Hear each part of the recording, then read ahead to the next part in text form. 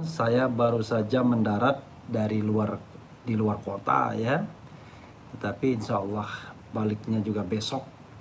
Dan saya melihat ini ada hal yang menarik yang terkait dengan temuan dari Saiful Mujani Research and Consulting. Kenapa kita perlu pembanding survei, agar tidak semua survei itu survei yang dibayar tentunya ya.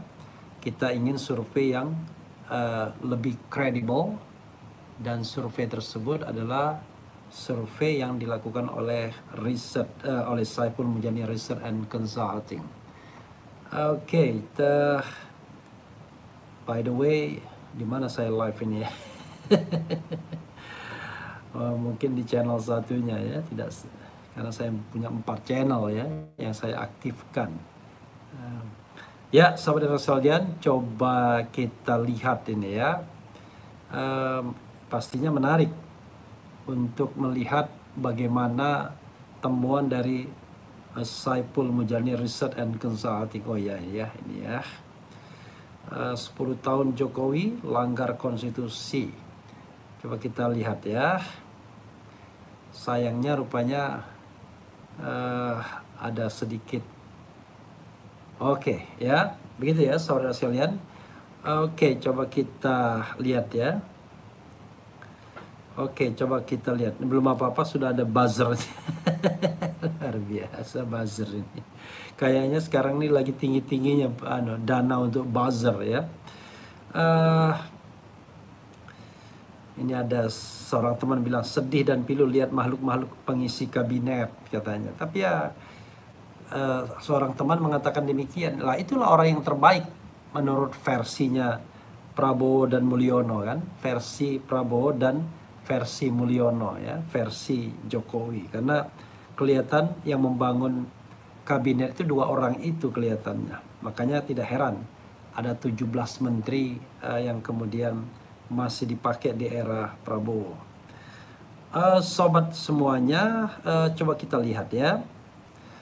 Ini temuan dari Saiful Mujani Research and Consulting untuk mengimbangi temuan-temuan Denny J.A, Burhanuddin Muhtadi, Poltreking ya, yang kelihatannya lebih pro kepada Presiden Jokowi, atau merupakan bagian dari sosialisasi, kita tidak tahu juga. Siaran pers Saiful Mujani Research and Consulting SMRC 2, 10 tahun Jokowi, 52% publik nilai pemerintah sering melanggar konstitusi, 50% takut bicara politik. Bayangkan, setelah era reformasi orang takut bicara politik. Jakarta 16 Oktober 2024, 10 tahun pemerintahan Joko Widodo 2014-2024, 52% warga nilai pemerintah sering melanggar konstitusi atau perundang-undangan, dan 51% merasa semakin banyak warga yang takut bicara politik. Itu fakta yang didapatkannya ya. Oke, kita besarkan maksimal suaranya biar tidak ya. Oke.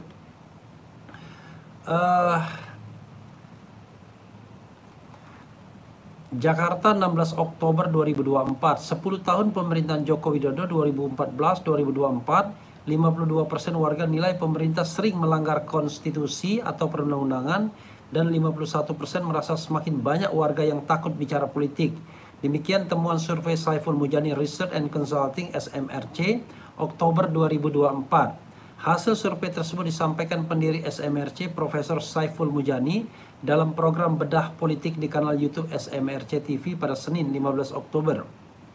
Saiful menunjukkan dalam 10 tahun pemerintahan Jokowi 2014-2024, tingkat ketakutan bicara politik meningkat dari 22% menjadi 51%. Ketakutan atas kesewenang-sewenangan aparat penegak hukum naik dari 32% menjadi 51%. Ketakutan ikut organisasi naik dari 14% ke 28%. Ketakutan menjalankan agama naik dari 7% ke 21%. Dan persepsi atas pelanggaran konstitusi dan undang-undang oleh pemerintah melonjak dari 40% ke 52%. Lebih jauh, Saiful menunjukkan bahwa otokratisasi atau proses menuju keadaan Indonesia yang otokratik atau otoritarian ini dirasakan terutama oleh warga yang berpendidikan SLTP ke atas.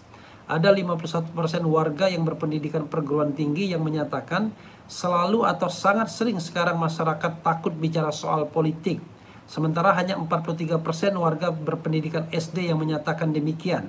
Dari kelompok berpendidikan perguruan tinggi yang merasa sekarang pemerintah selalu atau sering mengabaikan konstitusi atau perundang-undangan 50%, dari kalangan lulusan SD 40%. Sebanyak 53% warga dari lulusan perguruan tinggi yang menyatakan sekarang warga selalu atau sering takut karena penangkapan semena-mena aparat hukum.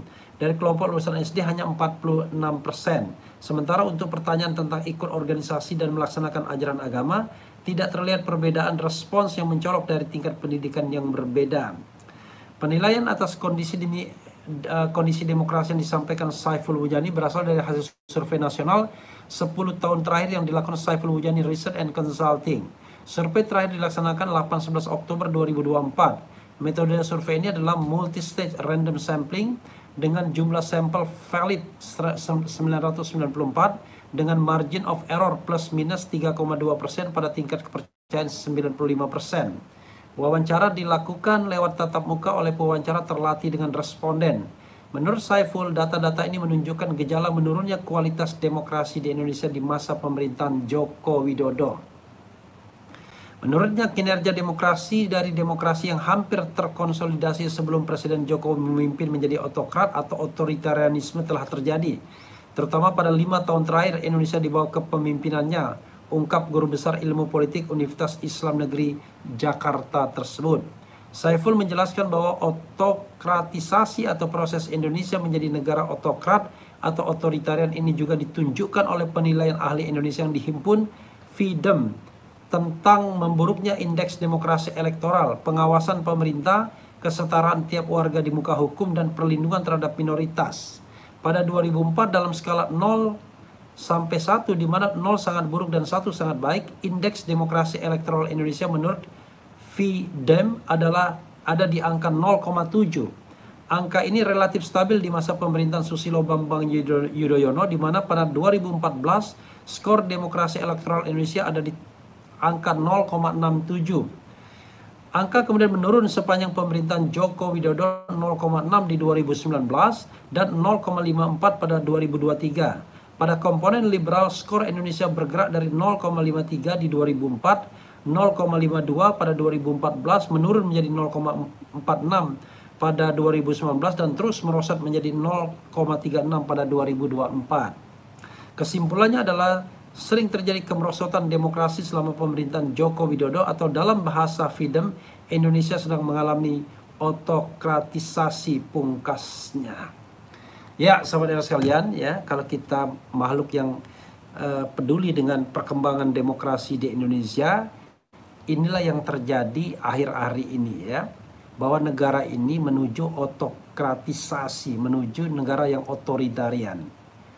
Pertanyaannya adalah apakah kemudian kecenderungan itu bisa dibalikin ke arah demokratisasi pada era pemerintahan Prabowo Subianto. Saya terus terang, ya, merasa pesimistis karena Prabowo adalah anak kandung dari Orde Baru.